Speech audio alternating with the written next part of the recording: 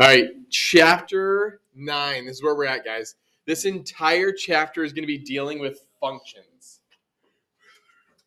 By just kind of a show of hands, who remembers or who has ever dealt with functions?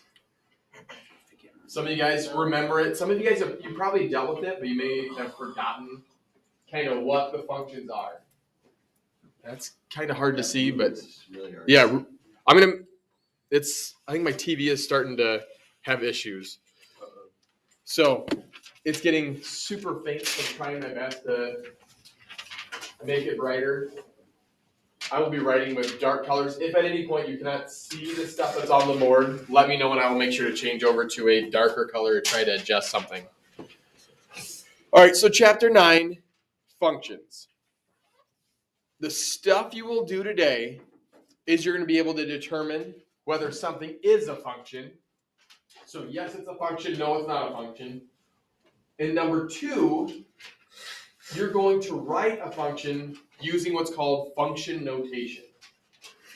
Okay? So we've got 3 vocabulary words. I'm going to give you a chance to write those ones down. But we've got a vocabulary word for function, for domain, and then for range. You can write those down and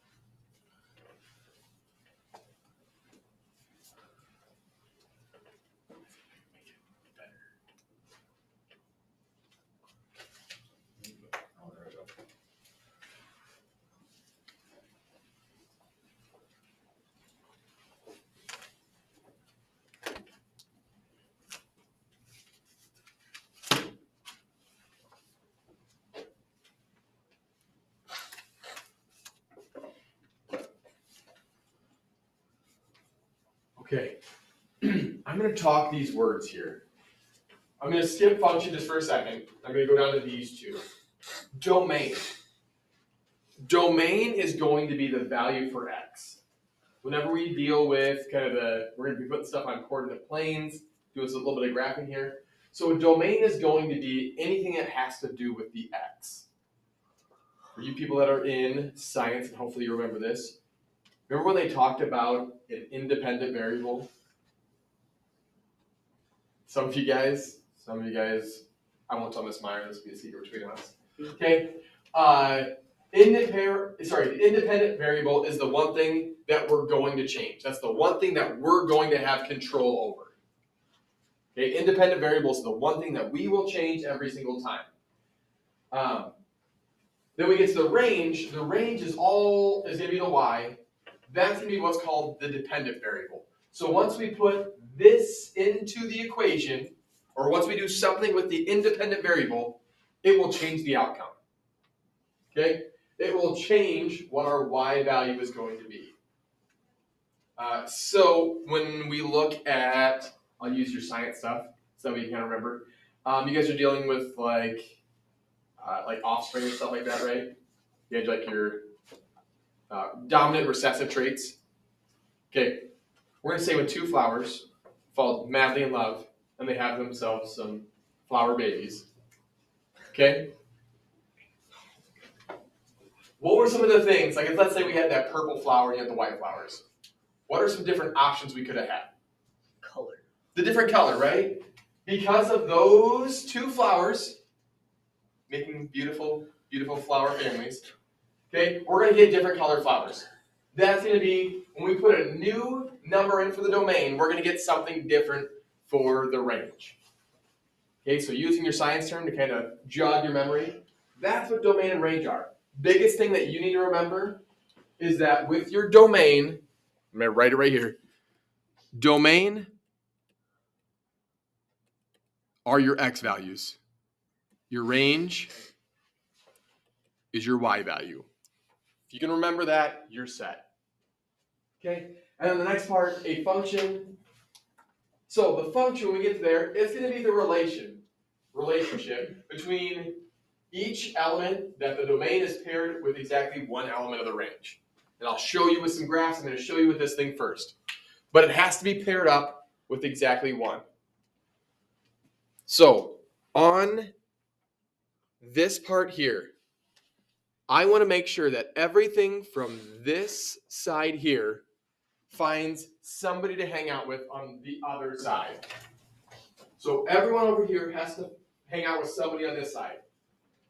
But they can't share. Like people that are in the domain side can't have two friends.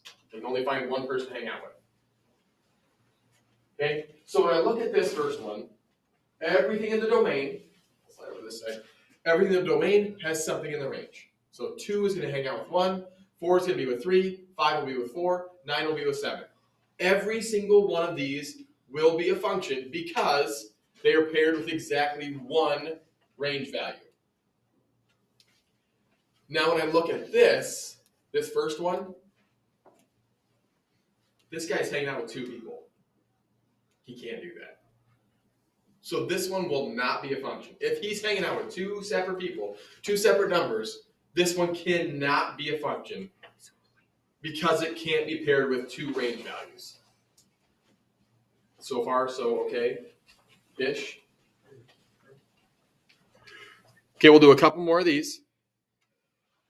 So here's what I'm going to do, or here's what I will have you do when it comes time for you to make these.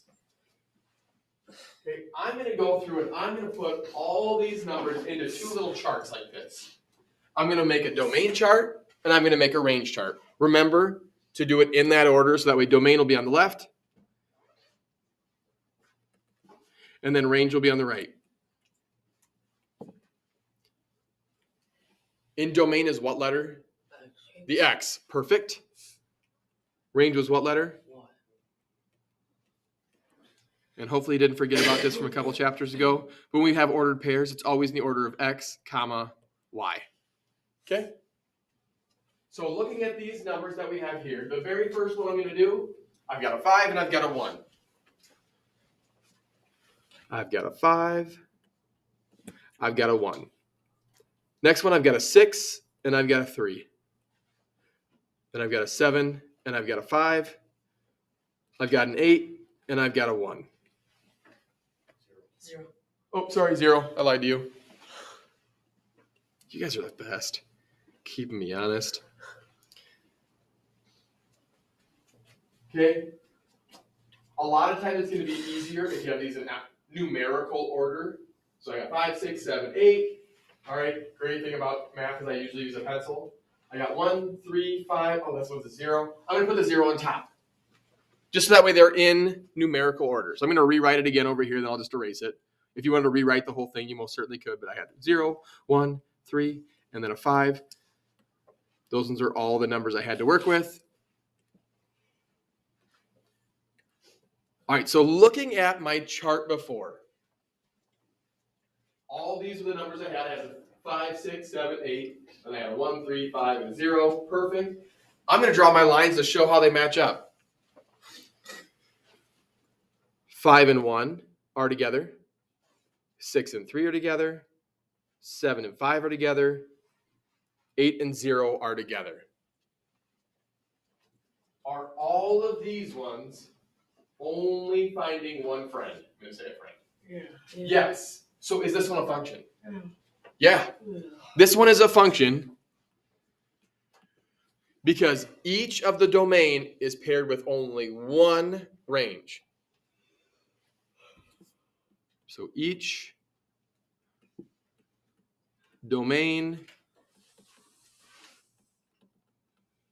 is paired one range. So we're good with that. Each domain paired with exactly one range, so I'm happy. All right, this one, I'm going to rewrite it again, just like we had before. So I'm going to look at all these ones. I've got a 1, so that's covered. I've got a 2, so 1 and a 2. I've got a 3, I've got a 5, and then a 6. So all these are my domains. I'll put a D right there. So those ones are all good. Now on to me looking at my range. All right, I've got a 1. That one's good. I've got a 2. That's good. I've got a 6. I've got a 7. And I've got an 8. Okay, so those are all the numbers I'm working with for my domain and for my range. Now I'm going to get my other pen out here, and we're going to start pairing them up. So this first one, it said 1 is with 7. Okay. 6 is with 6. So far, so good. 3 is with 2. 1 is with 8. 5 is with 2. And then 2 is with 1. Looking at how I drew all these lines, is this a function? No, Why not? because 3 is touching 2 times. Well, not every one is paired with 1. Not everyone is paired with exactly 1. Austin, what were you thinking?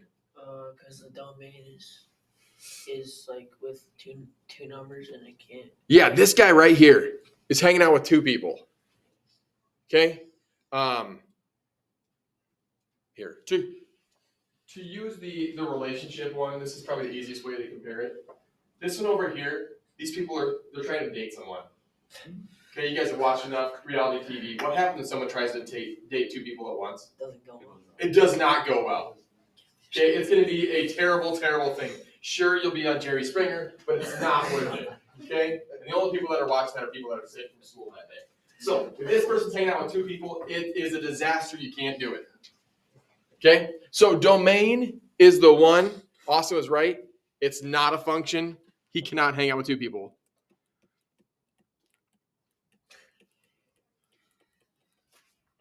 Jerry.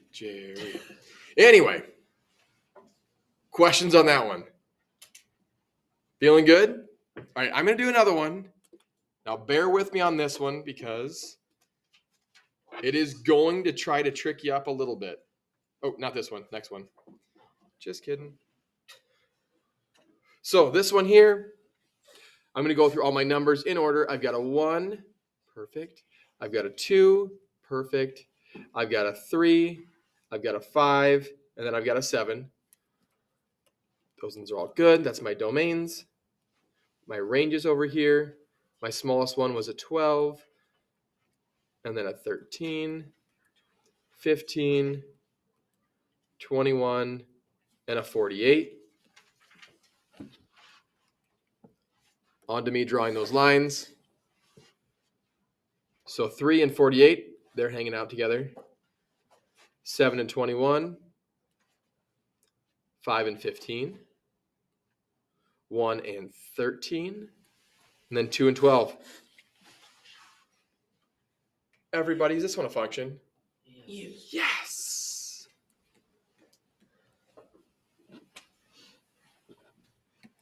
Yahoo. Okay. Questions on if you have the numbers on how we can make them match up. Okay, so far so good. There's one, and I thought that I was going to have it. I'm going to take this thing here for a second.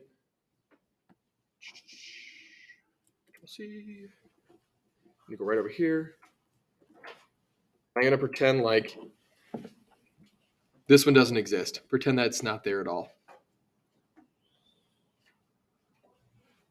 See, Monday morning, we're using our imagination. That doesn't exist. All right, I'm going to make this chart again. And I want to show you something. So I've got domain, I've got range. So I've got a 1, I've got a 2, I've got a 3, I've got a 6. This one, I've got You forgot the 5. 5. See, you guys are keeping me honest, and I appreciate you. 5, and then 6. On this one, I've got a 1, 2, a 6, and an 8. So for this one, 6 and 6, they're paired up. 5 and 2, they're paired up. 3 and 2, they're paired up. 1 and 8, they're paired up. And then 2 and 1, they're paired up. This is what I wanted to talk about. I'm only worried about these ones over here being the duplicates. So this one, I'm going to let you know, this one is a function. Okay, even though these two are sharing a person to hang out with, I'm only worried about the ones in this row. Okay, so if it's a domain, they cannot be paired up with two things. If it's a range, they can have multiple friends. But this one here, if I were to make it like this one is a function.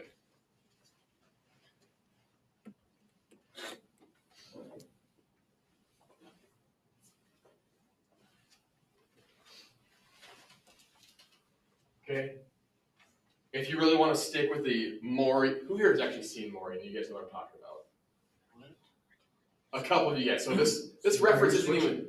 What's that? Switching from Maury Povich to Jerry. You said Oh, sorry, Jerry Springer. Jerry Springer, Maury Povich. You guys know what I'm talking about? Like the daytime talk show stuff.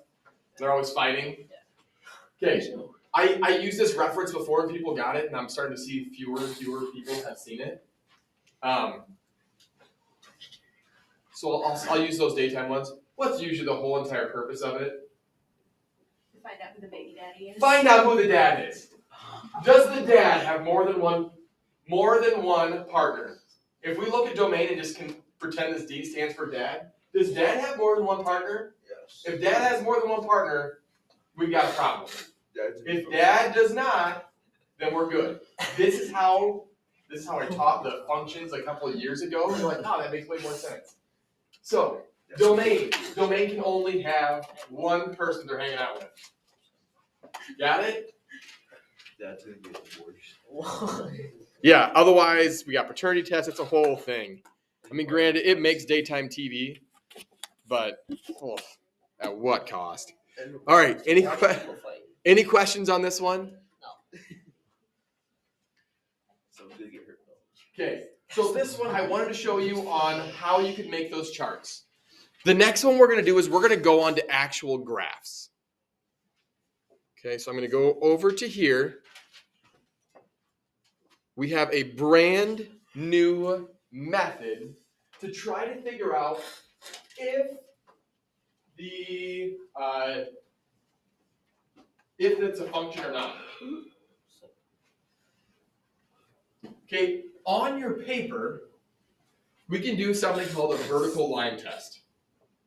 Okay, a vertical line test is another way to determine if it's a function or not, where you're able to plot things onto a graph itself, onto the graph paper, and you're going to run a pencil or something straight up and down across this thing to see if any of the two lines are going to overlap. So if I start here, I'm only hitting one thing, so I'm good. Only one, so I'm still good. Only one, only one, only one, only one. Because I was only crossing one line at a time, this one is yes, it is a function. So this one, I'm going to write it, yes. It is a function.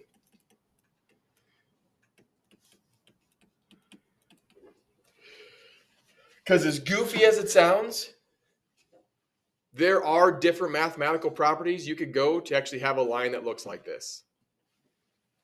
It looks like a sine wave is kind of what it's looking like, but I could have something that goes like this, and then this, and then this, and then it keeps on going like that forever and ever and ever. But I never have two spots in the exact same line, so each time I could have a new number for my x, without repeating, and then I can have a y. But I'm never going to repeat my x, because I can't be in two places at once. Okay? So that is why that one is a function, because you could plot something to make it look like that. Anybody need more time on this part?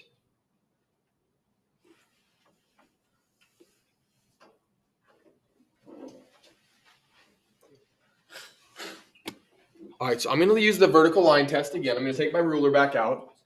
If I had a pencil, I'd do that. I'm going to start here. So far, so good. There's only one thing. I get to here. Do I have a problem? Yeah. Why? 2 dots on one line. 2 dots are on the exact same line, and they're both filled in dots, meaning it is like equal to, greater than, less than sort of thing. But 2 dots are on the exact same line. If they're on the exact same line, it cannot be a function. I cannot be in 2 places at once. Somebody's cheating. Okay?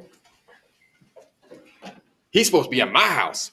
Anyway, can't be in 2 places at once. We're going to say no, this is not a function.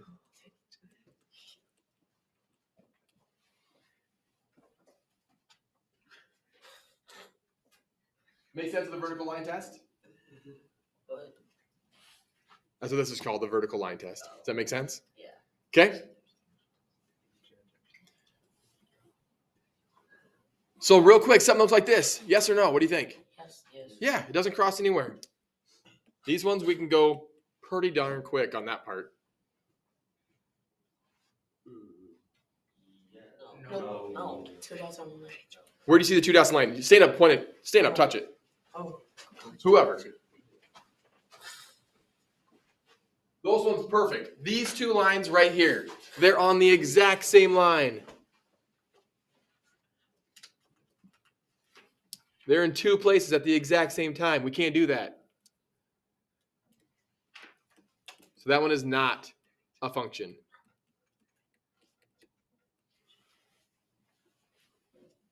Okay? If for whatever reason you thought vertical line test just isn't the thing that you want to do, you could go through and you could still make the domain and range chart. I could still figure out what each one of these order pairs are. So this one would be 1, 1, 2, 3, 4. 1, 4. This one would be at 3, 4. The next one would be at 3, 7. And then I have 4, 2. And then I have 6, 0. And then I have 7, 5. I think you're right. Yep, 7, 5. I could go through and I could make that domain and range chart, but I'm letting you know right now, being able to do a vertical line test so much faster than having to plot every single or write out every number of where they were at, and then make that domain and range chart, and then see if they're matching up anywhere. Okay? At this point, I want everybody to stand up. Take a lap around the room. Get yourself moving out. We got a new thought to go through. Stretch it out, stretch it out. It's a Monday. He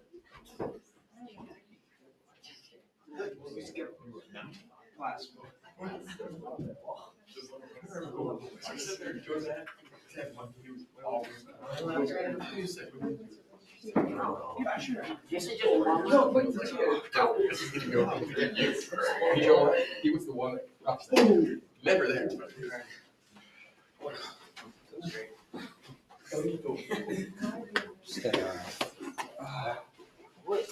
What's the point of that? What's the point of that?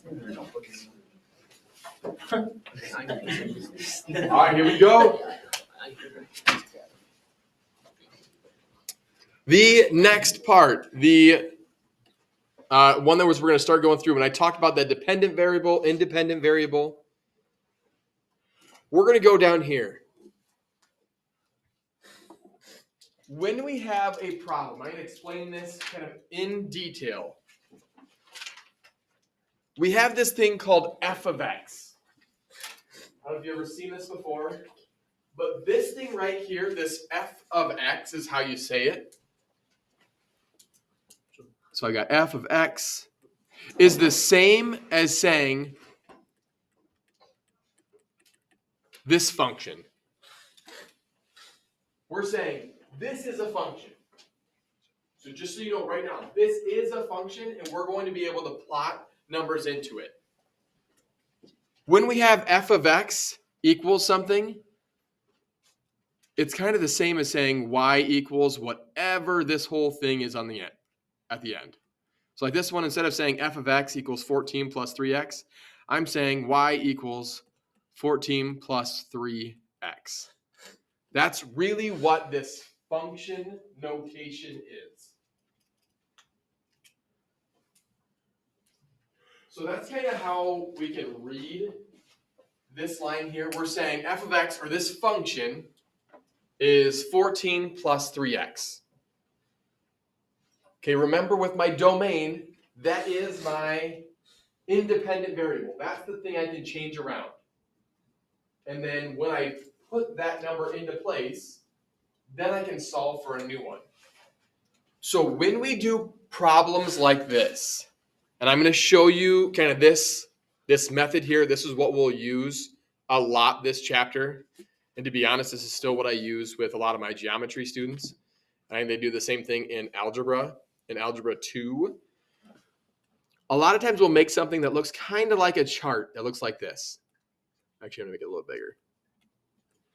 Over here stands for your x value. Over here stands for your y value. In the middle, we're going to write something that says like this: y equals 14 plus 3x. And the way this chart is going to work is over here's where my domains are at. Here's all the numbers I'm going to put in for the domain. This middle part is where I can actually do some substitution and I work to solve the problem. And then this last one, this is my range. This is where after I get done plugging the numbers in, I will come up with my answer. So here's kind of how my chart looks. This part, I'm only doing one number. Eventually, we will get to a lot more numbers that we'll be able to plug some things in. So let me get a different color just so you can see that I'm doing something just a little bit different. This says, so f of x equals 14 plus 3x.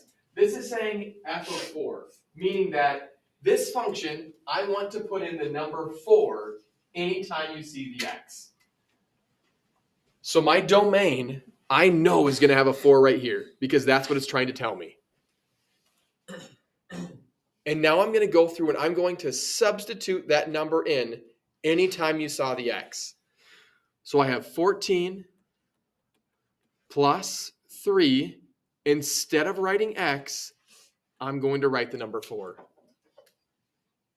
The reason I make this chart like this is it gives me room in the middle for me to work and try to solve this. Okay, I put all that stuff together. Now I can solve it as if it is a regular algebra problem that we've done so far. I follow the works of PEMDAS. So what do I do first? Austin? Multiply. 3 times 4. Perfect. So I got 14 plus 12. And now I just get to add. 14 plus 12 is 26. Okay? So the number I put in for my domain was a 4. I came from here. When I went through and solved this whole entire thing, I found out my range is going to be 26.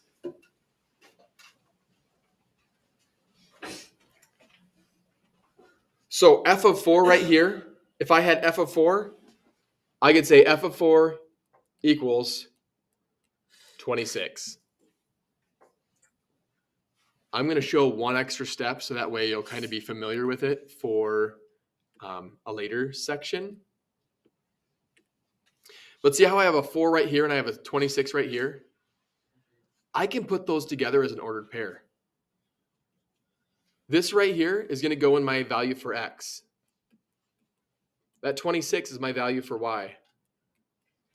if I look at both of these numbers, so yes, f of 4 equals 26. But if I wanted to find the ordered pair where I can plot that down, I'm going to take this first value and this second value, and that's my ordered pair. If I wanted to put it on a coordinate plane, it would go at point 4, comma, 26. Because 4 is my x value, 26 is my y value.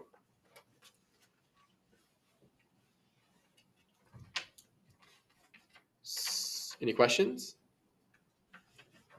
Super. Okay, I'm going to use the same formula there.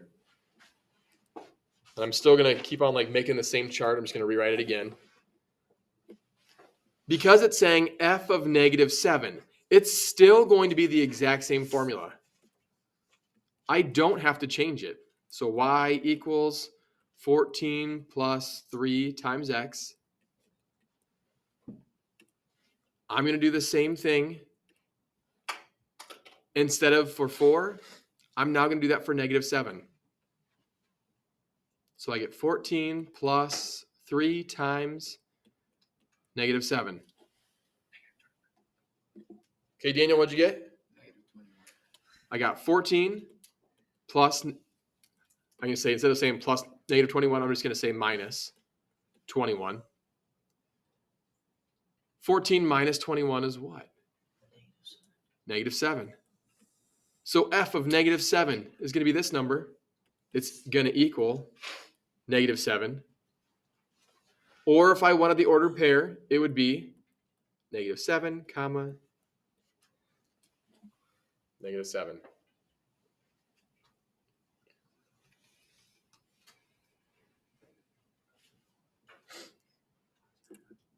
On a scale of thumbs up to thumbs down, how you feeling this? Okay.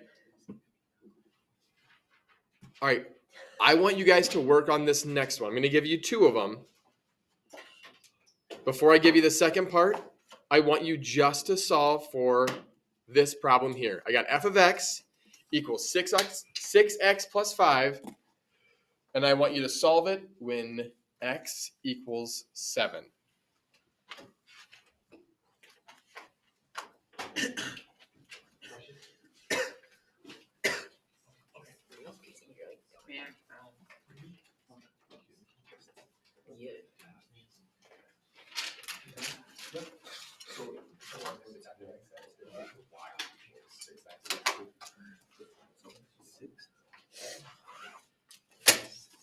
So see how there's an x right here? This is saying that we're trying to solve for x.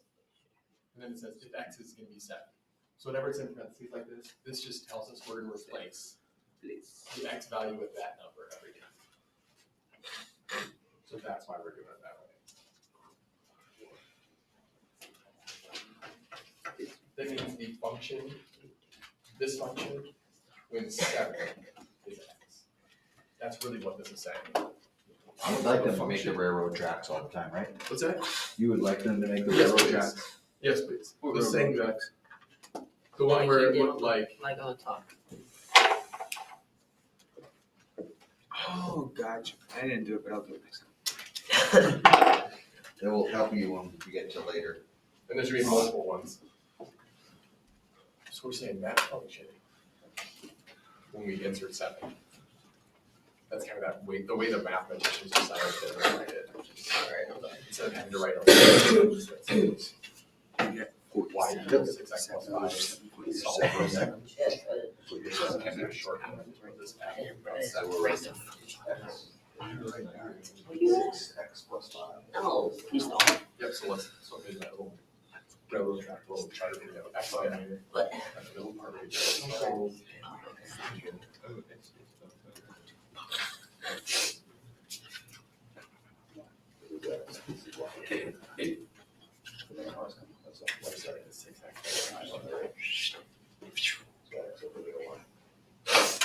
Saying that 7 there. 7 for x. Probably solve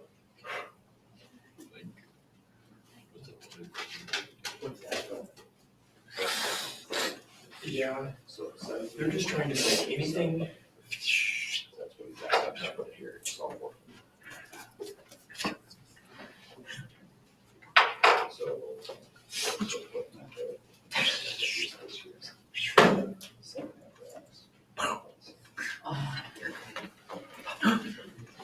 So put that in there as 6 x plus 5. Now, you want you 7 there, so put a 7 there. So anytime we have like x, 7. we're just gonna replace it with like just an opening. Where whatever we have for here, we're just gonna it there. No, just put 6. And so we can change this between these. Like right now, we're saying 7. That's why I have. In a second, they're gonna give us a new number. Parentheses. Instead of me saying that, X, and then plus 5. And that's all.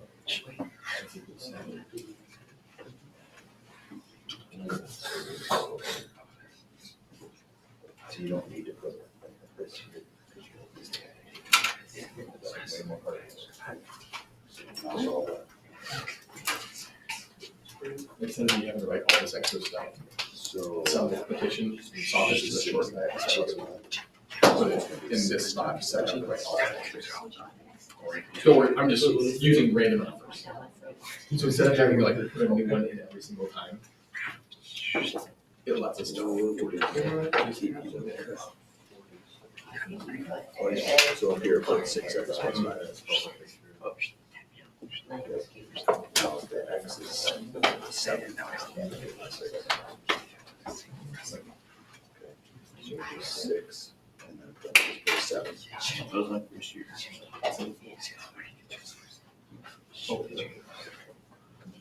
Okay, so they would close the parentheses out. Close the parentheses out. Yes, okay. No, you gotta put it just on here. So 6 times 7 is. Perfect. Perfect. Plus 5.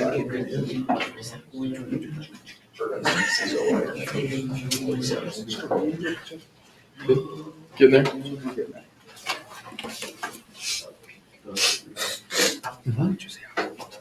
Definitely needs to be 6 times 7. Yep.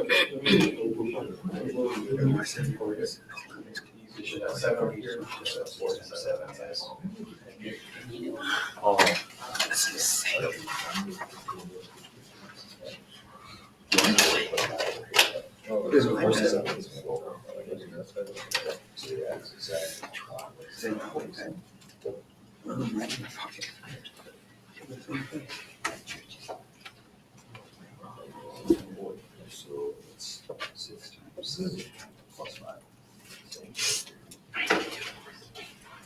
6 times 6.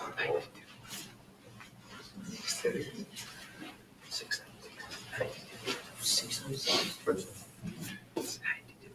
So it's over here.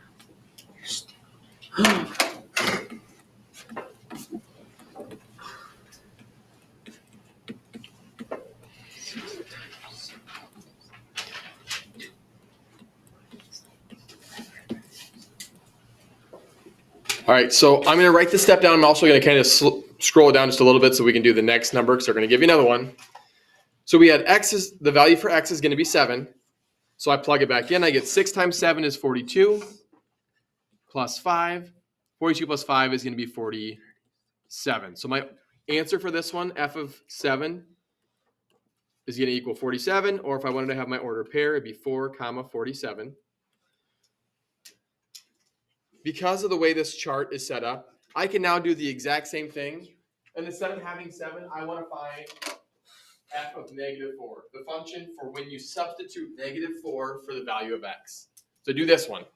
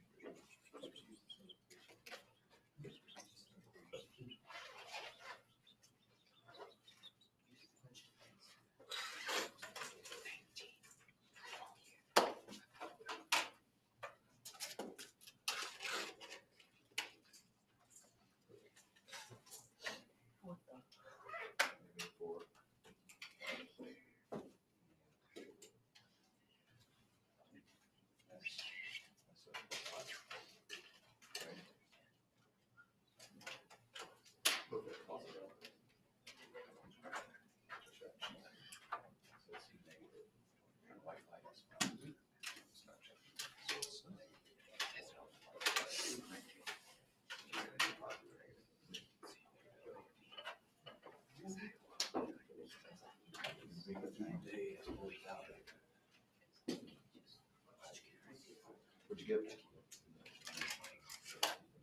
Okay, so you have all that. You got the 6 times -4, which gives you -24 plus 5. -24 plus 5.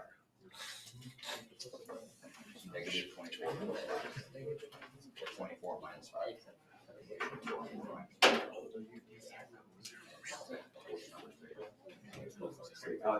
You go. I gotta run. All right, what you guys get? -4. Wait, no. And -19. Well, yeah, but -4 and then -19. Okay. Shut up. Nope, I got what you're saying. Yeah. So I've got same thing. I'm just going to bring this chart down a little bit lower. You put in the value for -4 here. So now I've got 6 times -4 plus 5. 6 times -4. You guys got -24. You guys are doing that part great. The substituting is doing well. I got -4 plus 2. My answer, or sorry, -4, 24 plus 5. Okay, and that's going to give me -19 for my answer. So my answer for f of -4, that's going to be -4. Or my answer for the whole, if I wanted to put it as an ordered pair, it'd be -4, 19. Okay, how you feeling that? Better-ish? Yes. Okay. I want to do one story problem with you.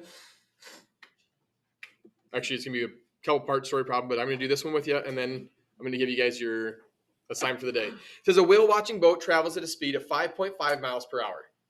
It says identify the dependent variables, then write a function that represents the total distance traveled in any number of hours. So, independent. And I'll put dependent here. What is the thing that we can change when we're in that boat? How about this? What thing is staying the same every single time?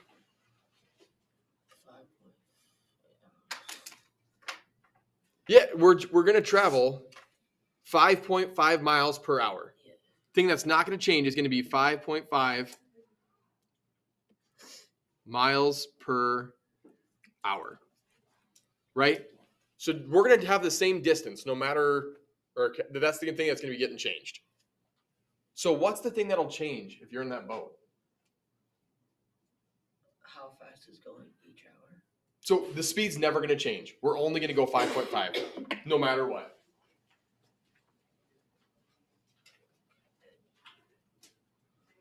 Last part of the sentence on 8.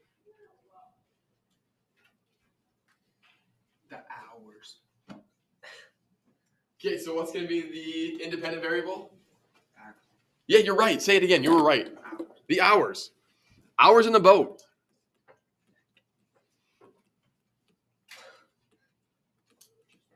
Okay, so we've got the hours in the boat. The dependent variable is going to be taking how many hours we're in the boat. And it's going to be, for every hour, we're going 5.5 miles per hour. So, looking at this one, so the hours, if it's independent, that's going to be our x variable. If it's dependent, that'll be our y variable. Any thoughts on how we can set this thing up to make it into a function? Mary?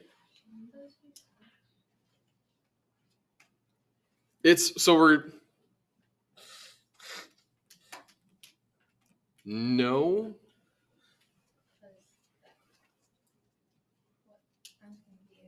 So, no matter what, we can change. You're right, I'm wrong.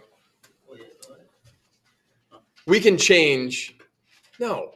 Wait, what? You can't change the speed. No. I'm You're correct. the independent depends No, I'm from you. Yes. If I'm going to get rid of this part here, I'm just going to say the hours in the boat is going to be the x. Guaranteed, because we can change that one. The speed times the amount of hours that we're going, that'll be the thing that gets changed whenever we change the amount of hours. Okay? So I'll kind of make a clear spot here. The hours in the boat's going to be the thing that changes.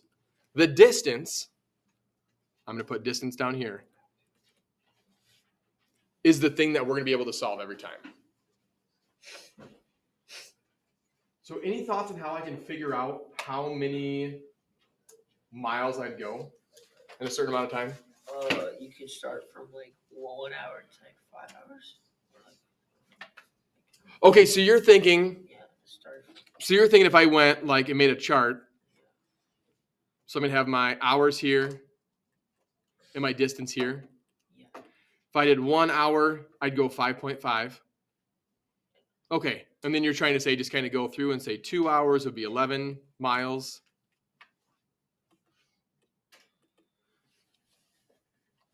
Okay. How can I put this in a function though? What's happening every single time when you're doing this one? It's going up. Yeah.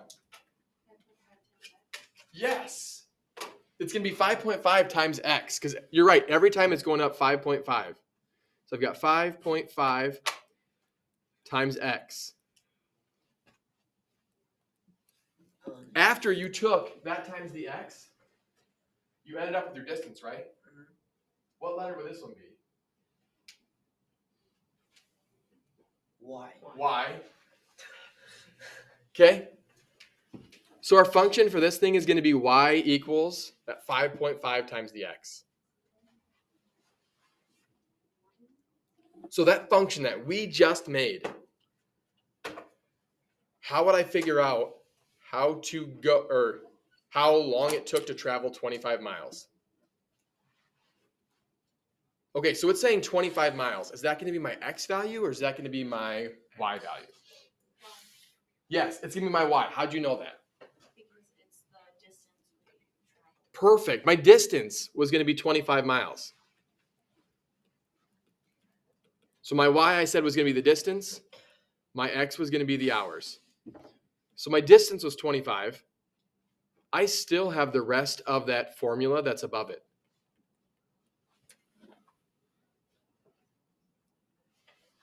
Using what we did last chapter, how can I figure out how many hours I was in the boat? How do I get x all by itself? Hannah? Divide both sides by 5.5. I'm going to draw the line. Divide both sides by 5.5. I get a number. 18.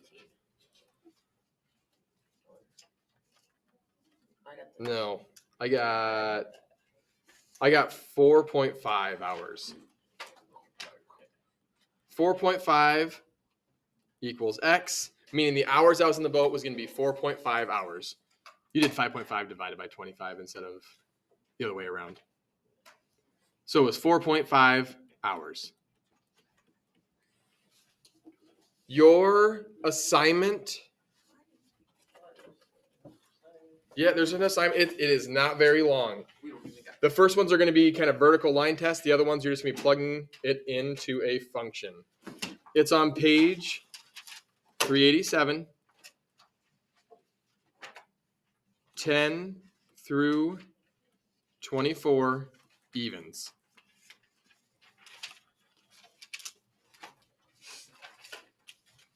Numbers 10, 12, 14, and 16, you have to tell me if it's yes or no. Is it a function or is it not a function? Numbers 18, 20, 22, and 24, those are all going to be or ones that look like this. We have to plug it into the value. It's crazy. You're not at 34. Oh, yeah, announcements.